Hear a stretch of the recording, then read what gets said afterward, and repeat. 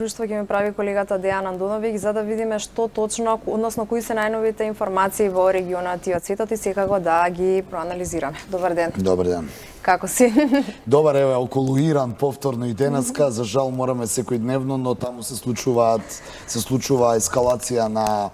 на риториката сега за сега, веројатно освен таа воинствена риторика на двете страни преку дипломатски и медиумски изјави се случуваат и она тивка војна, би рекол, модерна војна и специјална војна на релација, хакерски напади, надмудрувања и тајни операции. Во секој случај и денеска мораме втори или трет ден поред да го отвориме овој блок на вестите од светот со состојбата околу Иран, што се случува таму. Дека Соединетите Американски држави воведоа санкции врз иранските политичари. Да, тоа е последната вест.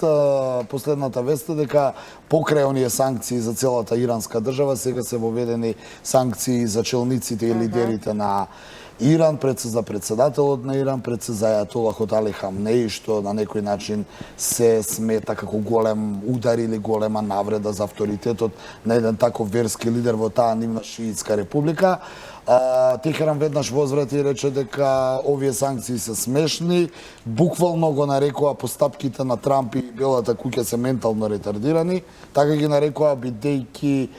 санкциите нема да воведат ништо, а челниците, иранските челници не може да бидат погодени од тие американски санкции, бидејќи нема тимот надвор, потаму и џабе им се тие санкции, но во секој случај Белата куќа и пред се Џон Болтон, советникот за национална безбедност, како и државниот секретар Помпео денеска потсетија дека Соединетите Американски држави ќе гледаат да избегнат евентуална војна интервенција со Иран, но дека се подготвени доколку тоа треба да го изведат и повторија дека оставаат простор, буквално го цитирам Џон Болтон кој рече вратата на Иран е отворена, тој само треба да одлучи, односно раководството од Техеран, да поминат низ таа врата и да се согласат на условите кои се поставени од Соединетите Американски држави, а тие се јасни, нуклеарниот отпад кој го поседува, да не го трансформира во евентуално нуклеарно оружје, туку да го отстрани, односно да го испорача во Соединетите Американски држави. Така, нашите колеги од Дискот подготвија и прилог на оваа тема, па во продолжение да го погледнеме. Председателот Доналд Трамп ќе продолжи со притисокот врз властите на Иран, но и така ќе ја зголеми штетата врз нивната економија. Ова одлука е донесена по уништување на воениот дрон од САД, што се толкува како провокација од страна на Техеран. Според експертите, новите санкции имаат за цел да ги сопрат највисоките ирански надлежни органи, да ги користат финансиските ресурси од европската нација како и од другите држави. Трамп во своето обраќање соопшти дека санкциите ќе го спречат кабинетот на врховниот лидер ајатолахот Али Хаменеи да пристапи до интернационалните финансиски ресурси. Санкции ќе добијат и 8 воени командери, вклучувајќи го и главниот лидер на секторот, кој според нив е виновник за уништување на воениот дрон. Ќе продолжиме да го притискаме Техеран. Иран не сме да има нуклеарно оружје. Иранскиот председател Хасан Рохани ваквите чекори ги нарече знак на очај на САД. Според него санкциите на Хаменеи нема да бидат успешни бидејќи тој нема имот во странство. Трамп реагирал импулсивно поради конфликтите со Иран за зголемениот извоз и увоз на нуклеарно гориво. Така го погледнавме овој прилог на колегите од Дескот, а она исто за што еве ние ќе зборуваме е тоа дека всушност Кина, Русија и Иран според Блумберг имаат намера да се мешаат во председателските избори во САД за изборен пораз на Трамп. Па да, очигледно овие тензии кои се случуваат сега, веќе го знаеме ривалитетот на светските суперсили, односно мултиполарниот свет кој беше предводен од САД сега е загрозен, односно сами беа светска сила, сега одношка стана мултиполарен светот, односно Кина и Русија се надодадоа, па Соединетите Американски држави сега не се единствена суперсила. Оттаму е стариот ривалитет со нив, но ова што се случува во Персискиот залив и проблемот со Иран дополнително ги стави на американските анализи дека сега и Иран покрај Кина и Русија ќе се мешаат во редовната предизборна трка во која Доналд Трамп најави дека ќе трча за вториот председателски мандат. Еве Блумберг агенцијата излезе со тврдење дека Иран учествува во тој заговор со лажни вести, со обид да се изманипулира јавноста, се со цел да се тргне Трамп, сакајќи да укаже дека еве Трамп е толку многу силен и толку може да ги ги реши неправдите во светот, а еве сега Иран сака да се одмазди со тоа што ќе шири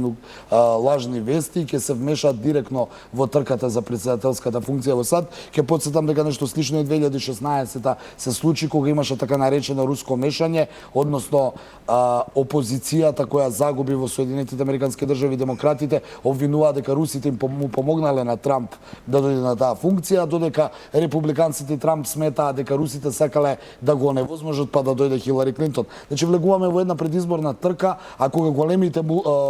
големите светски суперсили се во предизборна трка, ми се чини дека целиот свет некако е на избори. Еве накратко со оглед на тоа дека ни остануваат уште неколку минути пред да се одјавиме, да поразговараме за Брекзит со оглед на тоа дека оваа тема и понатаму е во фокусот на светските случувања, а Борис Џонсон изјави дека Брекзит во октомври ќе има без разлика, односно ќе има со или без договор. Добро, таа изјава тој само ја повтори денеска,